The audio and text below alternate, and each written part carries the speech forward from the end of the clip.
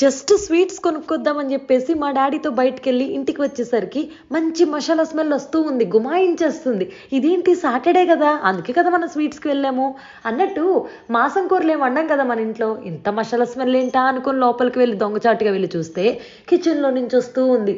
ఎక్కడుంది ఎక్కడుంది నా కోడి పట్టేసుకుంటా మరి అన్నట్టు లోపలికి వెళ్ళి చూస్తే ఇక్కడ మా చెఫ్ దొంగ వండుతున్నాడు ఈ వంట. చెఫ్ అంటే ఎవరు అనుకున్నారు? మా బావండి. వండే ఏ వంట అయినా సరే చాలా డిఫరెంట్గా ఉంటూ ఉంటుంది.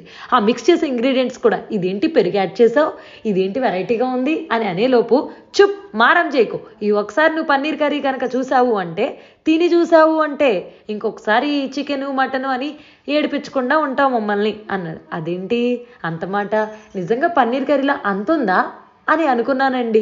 అన్నట్టు కొంతసేపు అయితే బొంగమూతి పెట్టాను మరి, ఎందుకంటే మీరు ఇంత మంచిగా ఉంటుందని చెప్తున్నారు, ఇదే పన్నీర్ కర్రీ స్టార్టింగ్ నుంచి చూపించుంటే మా వాళ్ళందరికీ వీడియో చేసి చూపించేదాన్ని కదా అని. సర్లే ఏం బాధపడు మాకు, నెక్స్ట్ వీక్ నేను వీడియో చేసి చూపిస్తాను, మీ వాళ్ళందరికీ ఈ రెసిపీ చేసి చూపించవచ్చులే, ఏం ఏడవకులే అని చెప్పి అనగానే సర్లే బొంగకు మూతి కాస్త నవ్వు మూతి అయిపోయింది.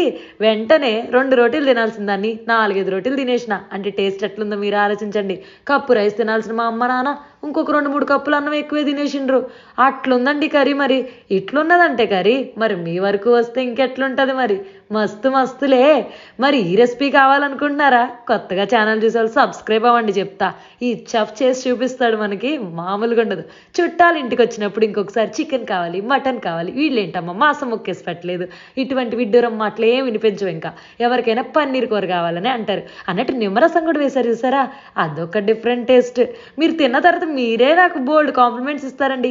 అచ్చచ్చో నాకు కాదు మా బావకి అన్నట్టు. ఛానల్ సబ్స్క్రైబ్ అవ్వండి.